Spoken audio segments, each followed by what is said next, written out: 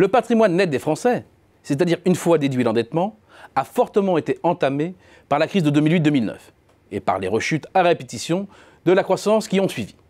Toutefois, 10 ans après la grande récession, le point haut de 2008 n'est plus très loin et devrait être rapidement dépassé. Le patrimoine des Français s'est donc reconstitué, ou presque, mais tous n'en profitent pas. Pour affiner le diagnostic, il est nécessaire de croiser deux types d'informations. La première, c'est celle de la décomposition du patrimoine par type d'actifs selon le décile de patrimoine. L'idée sous-jacente est simple. Le type d'actif détenu n'est pas le même selon le niveau de richesse. La seconde, l'évolution des performances des différents placements ces dernières années. Le croisement des deux permet ensuite de déterminer le portrait robot des gagnants et des perdants. Première donnée à intégrer, le poids de l'immobilier dans le patrimoine, plus précisément de la résidence principale. Il est très faible pour les catégories les plus pauvres, voire modestes. En d'autres termes, peu de propriétaires jusqu'au 3e décile. La part de l'immobilier dans le patrimoine remonte ensuite et se situe à son pic pour les catégories moyennes et aisées, c'est-à-dire ceux se trouvant entre le 5e et le 8e décile. Il diminue ensuite et descend très fortement pour la partie la plus fortunée de la population.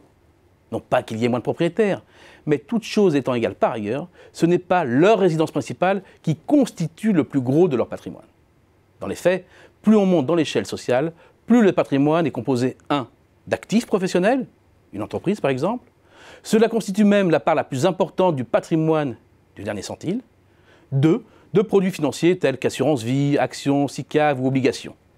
Des placements moins réglementés, plus volatiles et plus rémunérateurs que les livrets d'épargne défiscalisés.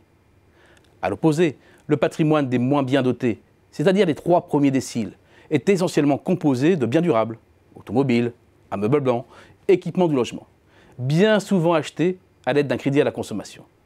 À cela s'ajoutent des comptes courants et des produits d'épargne réglementés type livret A. La constitution d'un patrimoine est un processus cumulatif. Les revenus d'activité nourrissent l'épargne, qui grossit le patrimoine, ce dernier assurant des revenus qui vont à leur tour alimenter l'épargne lorsque les rendements réels sont positifs.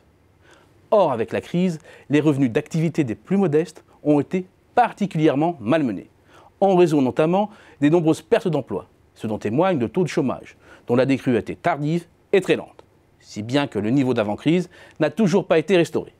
À cela s'ajoutent les très maigres évolutions salariales sur la période. Seule petite satisfaction, le taux du livret A est globalement resté supérieur à l'inflation, mais la tendance s'est inversée depuis peu, une mauvaise nouvelle pour les catégories les plus modestes, pour qui il reste le placement préféré.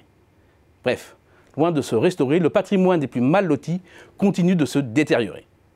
Pour les classes moyennes et aisées, principalement celles comprises entre le 5e et 7e décile, la progression des prix de l'immobilier est surdéterminante. Or, si le choc a été rude, l'ajustement a été finalement limité. Les prix sont aujourd'hui supérieurs à ceux de 2008. En prenant le CAC 40 maintenant comme proxy à la fois de l'évolution des valeurs mobilières et de celui d'une partie du patrimoine professionnel, la tendance est à la hausse, mais les dégâts de la crise n'ont pas été totalement effacés. Avantage donc aux classes moyennes. Un avantage qui se renforce compte tenu du poids moins important des placements financiers dans leur patrimoine. En outre, les écarts de rendement entre les livrets défiscalisés, plus présents chez les classes moyennes, et l'assurance vie, SICAV ou autres, plus présents parmi les plus fortunés, se sont également réduits. Finalement, c'est donc la classe moyenne supérieure qui s'en tire le mieux. Mais cela ne tient qu'au fil très fragile de l'évolution des prix dans l'immobilier. Que la ficelle casse et le choc sera rude.